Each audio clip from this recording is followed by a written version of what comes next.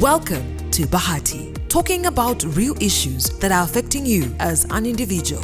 Insights about financial and personal growth, plus better relationships. And now, Bahati. I know it's time for festivities, and I know that it's time for you to be happy, relax, but even in this time, I know that we need a word or two for upliftment. Some of us are exhausted, some of us are depressed, and then some of us are merrymaking. Some of us are faking it, okay, until we make it, and some of us just don't know how to feel. By the way, some of us are lost, we just don't know how to feel, and some of us are genuinely grateful to God for the far that He has brought us, for the so many people He has brought into our lives, He has made us cross paths with, and the achievements that we have this year. But so many of us are not even looking at all the good things. We have trashed them, we have forgotten them, and we're just in a moment of, getting lost and being frustrated and disappointment. So I know that it's many of us that are feeling different feelings, but it's okay to feel those feelings because we are going to break them down in a few minutes to come. But in this moment, I still have my prayer covering you, the Trailblazers journal prayer, that this week may you relax and have fun. May time fly as you enjoy your moments, your family, your work. May you laugh and have a wonderful, enjoyable experience in your life. And I cover you in that prayer, cover your family as well, your work, your resolutions, and your goals for the next year. I know that it's so many things that we want to do in so little a time, but I know that clarity is one thing that we need, and God is going to give you the clarity. But before everything else, relax and have fun, and just know that God's got your back, and just know whatever situation you're going through is not forever, and just know that happiness always comes after the night. Morning comes, and the morning is going to come to you. And for you that is grateful and jubilating, keep jubilating and spread the cheer, spread the happiness, spread the love, spread the warmth. Okay, and for those of you that feel overwhelmed, we are going to talk about exactly that, because so many of us are bottling or harboring so many mixed emotions, and I want us to learn to be able to manage them properly. And this is from personal experience. I know I've been in moments where I've been overwhelmed by anger, I've been overwhelmed by stress, I've been overwhelmed by the frustration and the disappointment of things that moved the way that I hoped they would not move. I hoped they would move a different way, and now they have turned out a different way, and I don't know how to feel. I have gotten lost one or two times. And so when I talk about this, believe me, I have celebrated Christmases before where I was in between. Do I need to celebrate? Is Christmas worth celebrating? Yes, I know I have family, but maybe I have an area in my life that did not go well, and I hoped, and that area was really affecting me, and I was emotionally unstable, and I have celebrated, but in an ish of, okay, you're going to cook. I even don't want to be involved in the kitchen. I don't want to do anything of that sort because my life is just not in a right place. And so when I speak that, I know that I'm speaking for so many people that are going through the same emotion. And then some of us just don't know how to control ourselves. Now, in those moments, I have taken time and controlled myself, that no one has felt the rage of what is happening inside of me. But some of us are actually walking storms, that when you get to a place, people have to have a feel of what is happening inside of you. The emotional frustration, the disappointment that is happening, that yes, you've gone somewhere. It could be for big days, for the festivities. It could be for work. It could be with colleagues. It could be an outing of some sorts, but it's written all over your face. And guess what? The words that you speak, the actions that you do, and just your general aura. There is an aura when we go to a place. There is an energy that we can take to that place, and sometimes it's a negative energy, and everyone can read it and say, there's something wrong, there's something off with so and so. And some of us, even with the negative energy and the aura, and people can read that, but maybe you have not exploded before them. Then there are some of us that are uncontrollable, that we explode and share all the negatives with everyone that are surrounding us. But one of the statements that I want us to start with is, I've talked about success so many times and significance, but one of the key the key factors in success, my success has required that I become sober that I collect myself, that I act with sobriety, that I do not act out of anguish, out of frustration, out of disappointment. No, that I act out of being sober. And I know that it has taken me so far, and I know that it will help you as we have this discussion. And when we talk about being sober does not mean just in the instances of alcohol, because we will talk about being sober and you're like, but I don't take alcohol. I know you don't take alcohol, but whenever we have raging emotions inside of us, do you know that you become like someone who has taken an alcohol? Just imagine someone calls you and they break up with you when you are driving, and they're like, you know what, I don't think this relationship works anymore. Just imagine someone who is driving at that moment. It's possible that they're going to knock. They are not intoxicated. They are not drunk with alcohol, but they are drunk in emotions, because now they're thinking, how is life going to be without this person? What am I going to do? What are people going to say? I fear, being alone. People fear being alone, okay? So you realize that our emotions become intoxicants that will cause us to act a certain way. Okay, and that is what we want to avoid. So being sober refers to the psychological and the physiological state of being unaffected by the presence of an intoxicant. It doesn't mean that you're not going to be affected. Yes, you're going to be affected. Yes, you're going to have a raging storm inside of you. You're going to have questions. Why is it me that has gone through this? And it could be a loss of a loved one. It could be a loss of a job. Okay, you hoped that you're going to you projected that I will have this income, and whenever a paycheck comes, yes, I can thrive. I can be able to buy a few things, pay my rent, pay my bills. But all of a sudden, that goes off the table without even warning. It goes off the table, and the raging storm starts. A tornado starts inside of you, and you have all these regrets, and you have all these frustrations, and you have all these thoughts that you can't even put a cap on. And so you realize that you have been affected by an intoxicant, and this intoxicant is an emotional intoxicant, and an emotional intoxicant can be even worse than alcohol, because some people take alcohol, they go sleep and they wake up and maybe, yes, with a hangover, but they will be fine. But with an emotional intoxication, you realize that it rages for a longer time. It's not something that wears off your mind just like that, okay? You remember the good times. You remember that you are not loved. You remember that you are not accepted. You remember that you're not part, or you're not needed. You remember that you've been discarded. You remember that things are just not working out in your favor. So your memory works against you, and it works against you for a very long time. And I know that so many of us are in those ditches that we have. Some of us go to the extent of busting windows. You go and you knock off someone's car. Why? Because you are raging. People have killed others because they are raging, okay, with a storm, an emotional storm.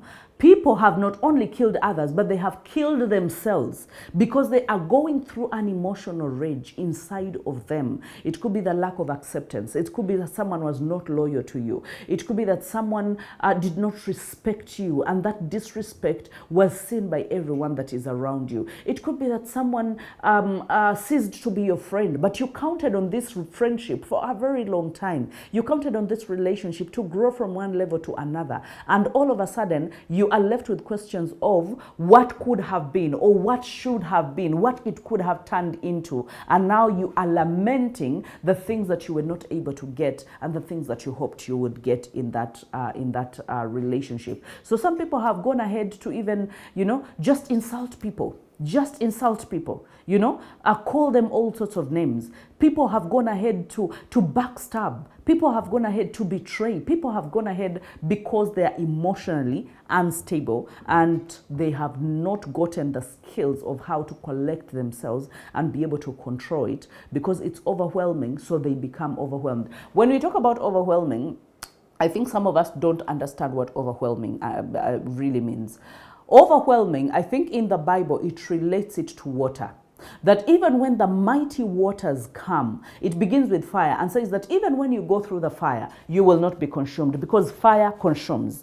But even when you go through the mighty waters, it just doesn't say water, but it says mighty waters. That means I think some of us have gone through rivers or have gone through lakes that are mighty with a lot of water. Mighty means the volume is big and the speed is huge. Do you know the speed of water? It comes out gushing. That means if you're standing in its way, some of you have been you've been able to see the waters that have taken people, the mudslides, the waters that have in trenches, that have taken cars, that have taken human beings, and they have died. Those are mighty waters, not just simple water, but mighty waters, not calm waters, but raging waters, okay, that are coming at a high pressure. And the Bible says you will not be overwhelmed, because overwhelmed, that means that you are not strong enough to stand the pressure of the water. You're not strong enough to stand the gushing of the water. You're not strong enough to stand the capacity of the water, okay? And so something becomes overwhelming. It becomes uncontrollable, that you can't control it.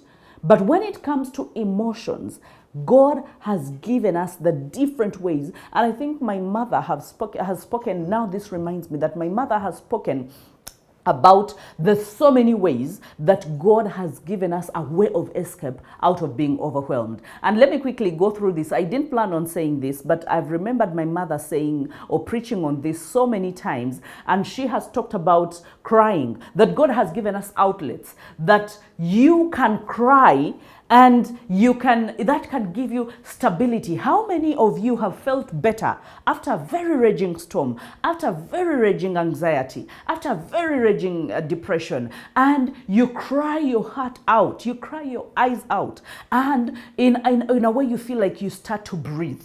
While the tears are starting, you feel like, I think most of you mukaita kasajja kasajja. You know, like it feels like someone is strangling you, literally. Have you ever been at the brink of crying and you felt like something was strangling you and you can't cry, your voice can't come out, and you just feel like bursting out? And then after you cried for some time, you feel a sense of calm coming back to you. And that is one of the outlets. The other outlet is shouting.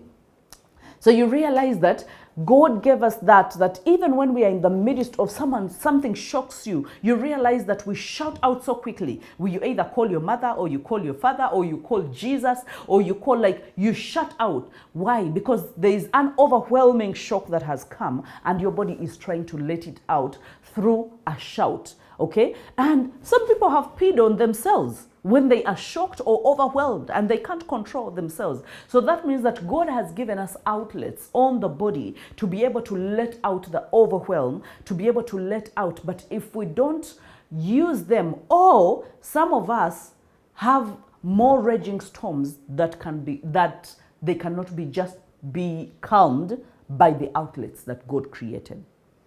That some of us can sleep over it. Some of us, our pillows can speak of our tears. That if walls have had mouths and ears and they could speak, we could know what happens in people's bedrooms and in people's houses. But we don't have the privilege of that. That means there are people that are raging through silent battles that they've not even been able to open up about. But they've been able to get a hold of themselves. And sometimes you can look through the smile and see the tears and see the anger and see the agony. But this person is holding it so tight, is holding it so closely, and is saying, you know what, I'm not about to break up to break. I'm not about to explode, and I'm not going to bleed on the people that did not actually betray me or hurt me. I'm going to contain it. So some of us have been able to contain it.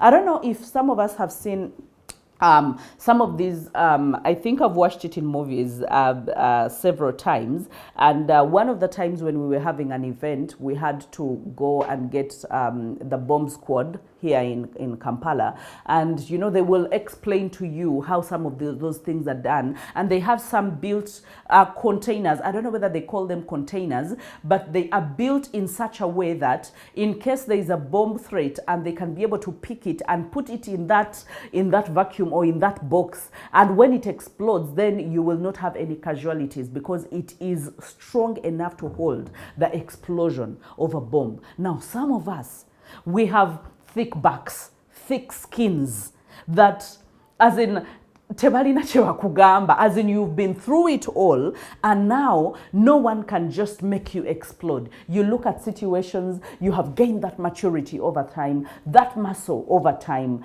that faith over time, and you're like, you know what, I look at certain things and I don't feel the need to shout anymore, to insult anymore, to bust people's windows anymore, to betray people anymore, to backstab, to revenge. No. You have been built to be strong over time because of the things that you have gone through. But not all of us have that privilege to actually be that strong. But some of us, because we've been through a lot, we are like that cubicle, that bomb squad cubicle, that a bomb can explode internally and you will never know.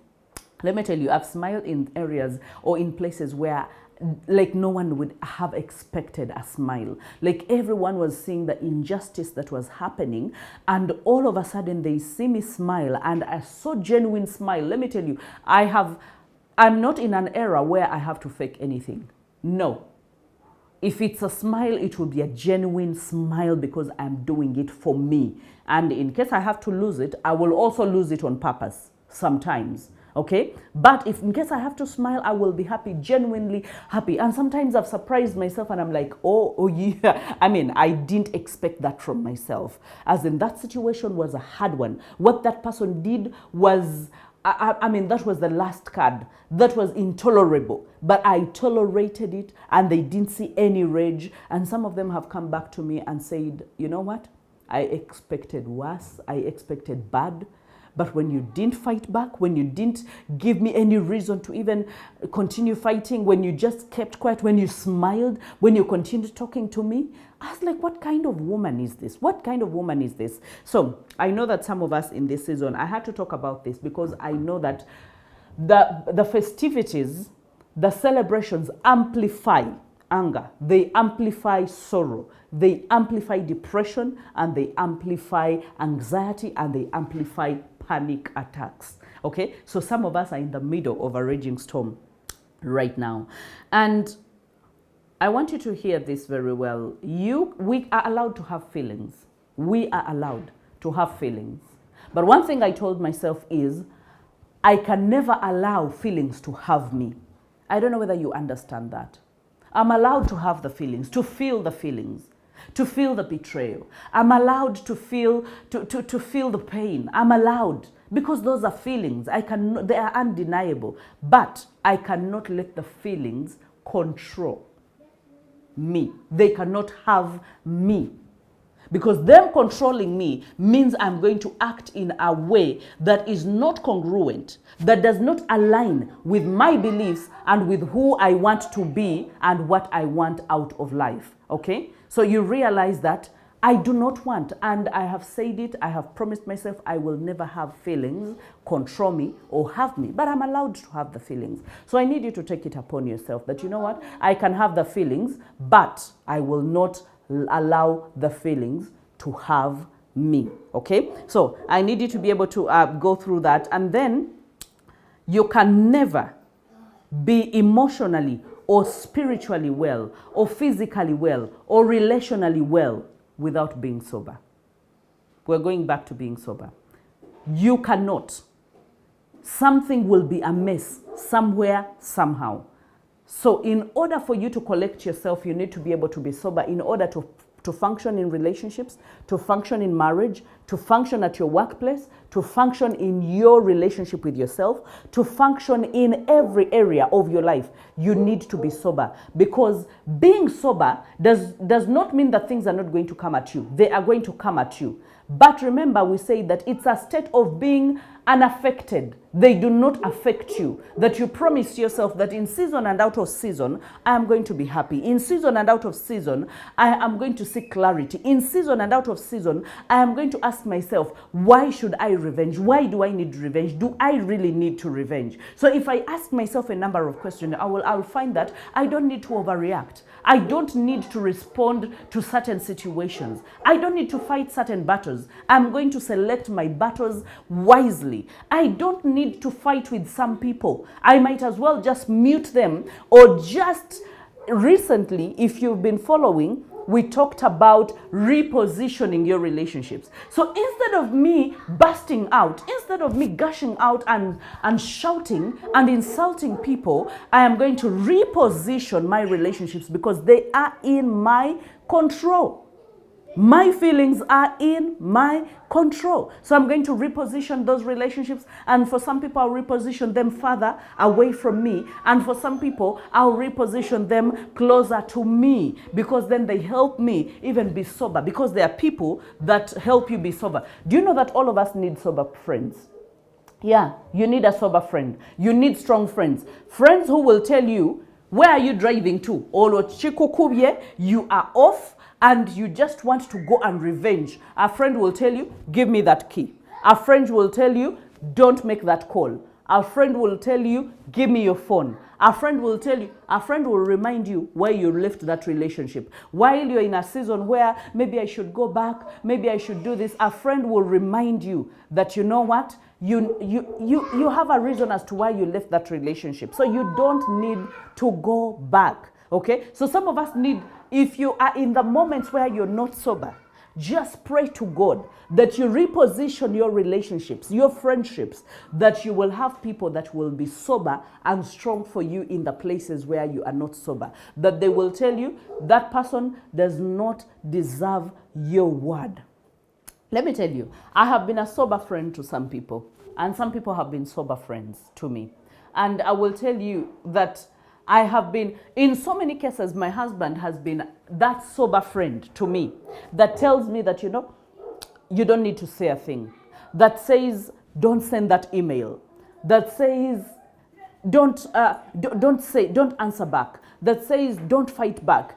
My husband has been that friend, that sober friend to me. And so many times, I've also been that sober friend to him, where I have told him that, you know what? You cannot, as in, that person does not deserve to hear your word. That person does not, like, your word is too expensive. Giving them the time of your day to even have an exchange with you is you stooping low to their standard. Do not give them that sacred, that sacred approach or that sacred access to you. And indeed, many times we need to listen to our sober friends. Because then he's like, you know what? I think you're right. I'm not going to do it. And so many times I've told him, I think you're right. I'm not going to do it. I'll sleep over it. I'll think more about it. I'll get more clarity about it. More than anything, he has told me, let's pray over it. Let me tell you, it becomes a totally different thing when someone goes beyond even being sober and takes you to the throne of God. I remember some time back we were in Malawi. And my husband, we were going through a certain storm and certain things that were very unjust and very weird and very crazy. And yet on our side, we were like, okay, as in we are as clear could be. And so what happened is he gave me money to go shopping because there were other people who were going, you know, site visiting and stuff like that. So he called me into a hotel room and told me, you know what, take this money. At least I was able to change. I have some kwacha. You take the kwacha and take some dollars, go and do the shopping. I think he thought that if I stayed around, I would really feel bad. So he gave me the money to go and do some shopping. And then he stayed in the hotel room praying. When I came back from shopping, and from that shopping, I didn't even buy anything, as in I bought for the children, I even bought some stuff for him. And he looked at me and told me that, you know what, I feel like the heavens have opened for us. I feel like I have prayed until I felt a breakthrough. And he told me, God is fighting this battle. You do not need to fight. Not in flesh, not in exchange of word, not even saying anything. God has fought this battle. Let's just believe, because I prayed and I felt a breakthrough. Let me tell you, I looked at him and I was like, I mean, what gift do what kind of gift did God give me when he was even getting me into this? Because to have someone pray over you, to have someone speak into your life, to have someone calm you down, that is being sober. to a great extent. So some of you need, if you are, I've usually said this joke that if you have little faith or limited faith, you need a spouse that has more faith than you. But let me tell you, if you also question your sobriety, if you question how sober you are, you need a spouse that is more sober than you. But you need each other to be able to stand and be sober in different situations, because when a situation hits the husband, the woman, the wife can be sober. And when a situation hits the wife, the husband can be sober. The one lifting the banner of sobriety, the one saying, let peace reign. The one says, let's take this to pray in prayer. Let's take it to God in prayer. The one that says, you know what, give me your phone. You're not going to make that call. Give me your key. You're not going to drive anywhere. You know, you're not going to make that call. You're not going to send that email. You're not going to do this. We need such sober friends, such sober spouses, such sober, people in our lives to be able to stand the test of time. I know, just like I said, it's okay to feel the feelings because they are normal, okay? But don't let the feelings have you. Have the feelings, but let not the feelings have you. Let the feelings be indicators, but let them not be the dictators of how you react, how you explode, and how you insult people. No, that is unacceptable. Okay, let's take a few minutes. We come back and finish this conversation.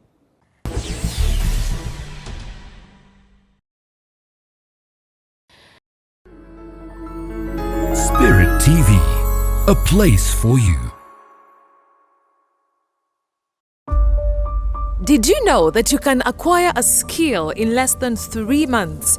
Dynamic Media School skills you in TV and radio presenting, motion graphics, graphics designing, control room management, show production, audio production, confidence building, lighting and videography, personal branding, social media management, cinematography, video editing, marketing and sales, and effective communication. This is designed to provide practical skills and hands-on experience with the focus on developing critical thinking, research, and communication skills. You will have access to high-quality learning materials, including online lectures and other resources, as well as a dedicated team of facilitators and influencers who are available to assist you with any questions or concerns that you might have. Enroll today. Call 0702 021 834 or WhatsApp 0760 881 331. Dynamic Media School is an excellent choice for anyone looking to start or advance their career in this exciting and dynamic field.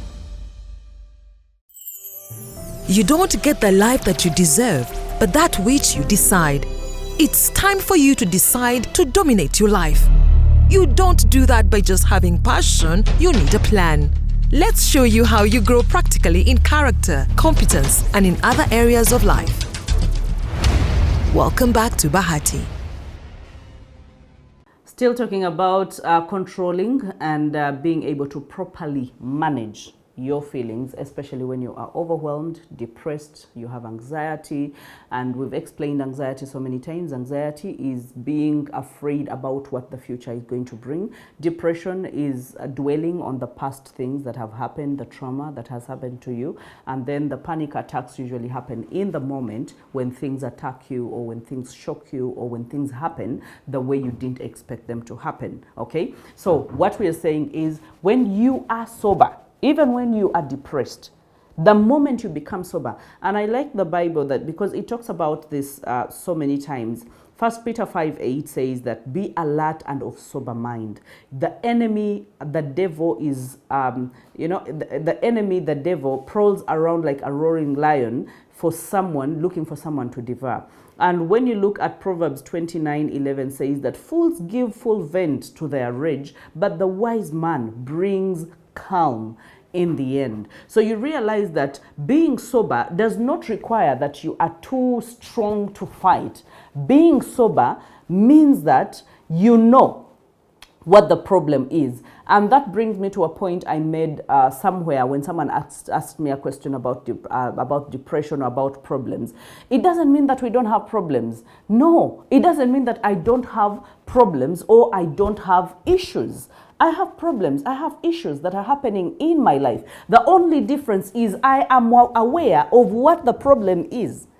Because a problem known is a problem half solved, not even a problem shared. Because you can share it and someone is not a sober friend, and that person is actually a drunkard friend, drunken in emotions, and they will even tell you, kankuchayireko, kankuvumireko, kankulwanireko lutalo. So you see the difference between sober friends and friends who are also drunk in their own emotions, because they have unresolved issues, because they have, just imagine, we've talked about so many people that have left marriage and they have been dented, and they are so bitter that when they see another person going into a marriage, they will even say, good luck. For us, things didn't work, and these days things are really hard. And you're like, if it didn't work for you, it doesn't mean that it will not work for another person. So you need a sober friend who can tell you that, by the way, marriage did not work for me, but guess what? It is beautiful. And if God ever gives me someone that loves me and respects me, and I love them and I respect them, I'll give them another shot. But for you, I am going to pray for you. Go and respect, go and be loyal. Go. Do you see the sobriety there? It doesn't mean that they've not gone through issues. They have gone through issues, but they're not going to personalize the hearts, and they're not going to bleed on other people's relationships and other people's marriages. Okay, so you need sober friends, but more than anything, you need to be sober, because the enemy is moving around, and guess what the enemy is causing people to do? To self-sabotage. How do you self-sabotage? When you are angry, when you are uncontrollable, when you are overwhelmed, and then you make decisions. No, look at this. Just imagine you're drunk and drunk with alcohol, and you're making decisions. You're impaired.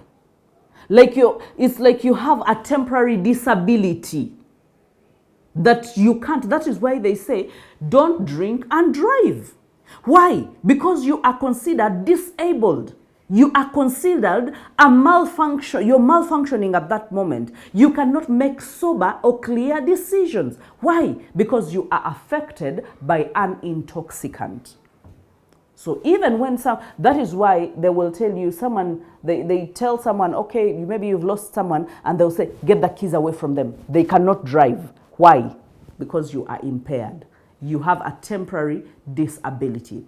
Most of us, because of our reactions, we make these temporary disabilities permanent disabilities. Okay? So you become a bitter person that the whole of your family knows that auntie so-and-so is a bitter one. Auntie so-and-so, and I don't know why it is aunties most of the times. I think most men are really logical, and they tend to collect themselves, and they tend to be emotionally stable, or even hide the lack of stability when it is happening. But with women, because we are emotional, let me tell you, we will give it to you. We will share it with you. Okay, you will understand why we are not fine, and you also have to be not fine. It's like when a woman brings a rumor or a gossip to you, and you're responding in a way that you're not interested in that gossip. My friend, you're not going to be friends. Because you have to show them, you have to probe, you have to encourage them, you have to, you get it. So you realize that when someone is not sober, they need help, okay? They cannot function properly. That is why they say you cannot, there's even medicine, by the way, where you are told, for example, the flu medicine. I know for sure, if some of you have never read the instructions, but on the leaflet, or even on the flip side of the medicine, they will tell you you cannot operate heavy machinery while you are on TOF Plus, while you are on, is it flu cap? Because it makes you dizzy and it makes you sleepy. So that means it's intoxicating you, and you cannot function to your full capacity. Some of us have had a long road towards our success. Why? Because we are not sober. We are too emotional, and we are too reactive, and we are uncontrollable, and so we cannot stay at a job. We cannot hold a job for 6 months. We cannot hold a relationship for 2 months. We cannot stay in a marriage for 3 months. We cannot. Why? Because you are not sober. Not because you are drunk with alcohol, but because you are drunk with emotions. Okay? So I need you to be able to look into that. Intoxication can be emotional. It impairs your judgment and puts you in I don't care mindset. Have you seen people who say, you know what, I'm going to insult him because I'm drunk? Why? Because when they were going to get drunk, they were like, let me get drunk so that I can have an advantage of insulting this person, because now everyone will think I am not sober and everyone will think that, you know, I have impaired judgment. Yet you actually are you understand exactly what you are doing. So some of us are in a don't care mindset. Like, I will give an example of people, you just have gone through a fresh breakup, and then some people tend to say, in order to get over someone, you get under someone else. Tell me if that is not a drunken statement, an emotional statement. Tell me if getting under someone is going to get you over someone. It will actually make you worse, because you're getting under someone that you don't know, that you could be getting sicknesses that you don't know. You could be getting pregnant with a person that you don't know, or you could be, as in, anything can happen to you. Just imagine, you go to a person and you don't know them, you spend a night there. I've seen girls do this. You spend a night at someone's place, you don't even know them. Some people have been gang raped, some people have been murdered and killed in cold blood.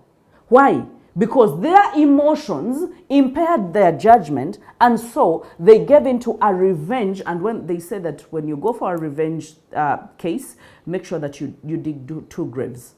Why? Because you're not going to survive. And why do people revenge? They revenge because they are intoxicated with emotions, and they have not been able to stabilize themselves, to recollect themselves, and to be able to have sober and clear conversations. Oh, that is why some people can have so quick, because they know. Let me just give an example. A young child, I have a 2-year-old, Asahel. When he is going to do something wrong, clearly he runs as fast because he knows you're going to chase after them. And for him, he has a habit of running while he's going this side, but he's facing this side because he knows you're chasing them and they want to run as fast and they don't want to be caught. So that when you bring your hand to catch him, he can be able to dodge you so that he can continue to the mission of either getting into a socket or spoiling something. Now, so many of us run away from sober friends. We cannot even consult. As in, something has happened to you, instead of speaking to someone that you know is very sober, sometimes we run to the ones that are not sober. Why? Because they will be the ones that will help you accomplish your mission of revenge or your mission of self-sabotage. Because the one that is sober, when you come to someone, they will ask you, but that person, did that person really love you? Did you really love that person? Did you do this and this and this? Because they will ask you questions that bring you back to sobriety. And so some of us do not want sober people and logical people. Because when you go to them and say, you know what, I am resigning, I'm walking away from this job, and these are the reasons as to why I'm walking away from this job. Someone will ask you, so tell me, so you think you're going to find another job under the sun where you're not going to work with people and you're going to work with animals? Because even the people that work in the zoo work with people. They don't work with animals. They just help animals. So someone will ask you, do you think you are going to work in any work arena where there are not going to be toxic people and narcissistic people? You think that, so if you think you are protecting your mental health, that means you need to lock yourself up in your house and never get out and stay in your house forever in order for you to protect your mental health. Otherwise, we don't protect our mental health by just walking away from something that is uncomfortable. Because a relationship becomes uncomfortable, and then you're like, because of my mental health, I need to protect my mental health. Because a work area or a work arena is uncomfortable, and so you're like, I'm going to walk away from this place because I'm protecting my mental health. Guess what? You will have to walk away from every workplace because you're going to protect your mental health for the rest of your life. Why? Because you are not sober. You are emotional. You don't think through things and you do not consult. Had you consulted people that are sober, they will tell you the truth. And some of us don't like the truth, but the Bible says the truth sets us free. And only the truth you know. Because you could be telling yourself a lie and yet calling it a truth. So how about when you consult with a sober person, with a neutral person, with one that is not willing to just please you and satisfy your ego, they will have to ask you important questions and hard questions. And sometimes you'll have to go back on your decision. You'll be like, you know what? This was a premature decision, or this decision was unnecessary, or I should never have acted like this. I should never have reacted like this. Okay? And wise people, according to that was Proverbs 29:11. That is, NIV says that fools give full vent to their rage, as in you arm it, you give it potential, the rage and the storm inside of you. You use it and you're like, they will see me. I will do something to them. I will, do this and this. But it says, but the wise bring calm. The wise bring calm in the end. Okay? Because the wise get a revelation in the middle of their behavior, and they're able to redeem themselves. How many times have you been, you're on either a revenge mission, or you're about to do something silly, something stupid, something bad, and then you catch yourself in the moment and you're like, but why am I doing this? Like, you sober up. Why am I doing this? And so you go back on your decision, and sometimes you even go and consult, or you sleep over it, or you sleep on it, and then all of a sudden you come back with a totally different decision, and a sober decision at that. And you have redeemed yourself. You have redeemed your dignity. You have redeemed your respect. You have redeemed your future. You have redeemed yourself. Okay? Why? Because the wise bring calm. The wise don't seek to react immediately. The wise collect themselves. The wise ask themselves some questions. The wise take time to breathe in and out. The wise take time to withdraw. For example, in the festivities, while people are celebrating, while people are gathered together, or they are cooking, or they are discussing, there's so many words that are spoken. Some of them are bound to hurt you. It doesn't mean you should react immediately. Sometimes just withdraw. Take a walk. Walk to the fridge. Get some water. Or go and sit somewhere in isolation. Listen to music. Okay? Take time and take a nap. By the time you wake up, you'll ask yourself, I was going to put them in their place. I was going to give them a piece of my mind. But now it's not necessary. I mean, it wasn't even necessary in the first place. Why? Because you took time to withdraw, to blag out. You took time to think. You took time to speak to someone. You took time. Do we have mentors? Do we have sober friends that you can count on and say, you know what, I'm going to do A, B, C, and D, but I said, before I do it, let me call you. What do you think? And a person will tell you, you know what, switch off your phone, go to bed, take a nap for 20 minutes, for an hour. Let's resume this conversation then. And by the time you resume the conversation, you're not the high-spirited person. You're not the overreacting person. You have taken time. Your brain has calmed down. Wisdom, guys. Wisdom. We need wisdom in order to be able to manage the uncontrollable emotions, the overwhelming emotions. We need wisdom, okay? Because a wise person gets revelation while they are doing something, and they change their course of their action, and they're able to redeem their dignity and redeem themselves, okay? And some of us have been at the edges of self-sabotage. And let me tell you, sometimes God has saved us. God has snatched us. God has brought a good Samaritan. God has just brought the right person at the right time. Okay, and they spoke into your life, or they took your attention just off a bit. And let me tell you, God has redeemed us. He has reeled us in. And by His grace, He has positioned angels in form of human beings to just redeem us from our own self-sabotage. Let me tell you, there is nothing as sad as you self-sabotaging, and you have no one else to point fingers to but say, you know what, I caused this doom, I caused this failure, I caused this on myself. Why? Because I failed to tame my emotions. I failed to properly manage my overwhelming emotions. And my prayer as we even talk about this, is that God will position the right people in your life. That you will reposition people in your life, okay? And that you will agree, you will listen. In the midst of the wise counsel, dreams flourish, dreams thrive. The Bible is not wrong when it says that in the midst, when you are surrounded with wise counsel, your dreams will flourish. Your life, you will live longer, okay? You will have no regrets. Because they help us, tame us, They help us decide with logic. They help us, take away the intoxication. They help us stabilize our decision making. And I hope that you can use that to your advantage at all times. There's somewhere in James 1:9 where, and this is ESV that I'm reading from, let every person be quick to hear, be slow to speak, and slow to anger. For the anger of man does not produce righteousness of God. It does not produce the righteousness of God. Managing your anger. I know anger can come in the moment. I know we can't control what people are going to do to us. We can't control what people are going to speak about us. We can't control how their reactions. We can't control all that.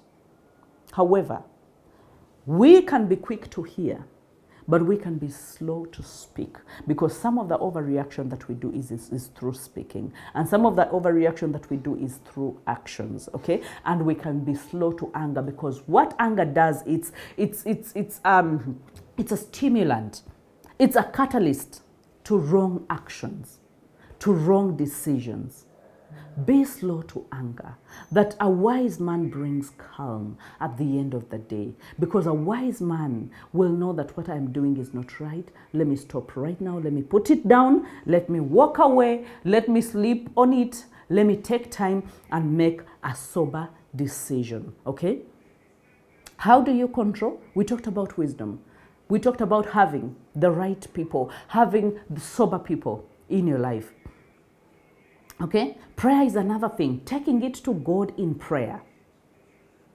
And then here, by being slow to anger, we can slow down the process.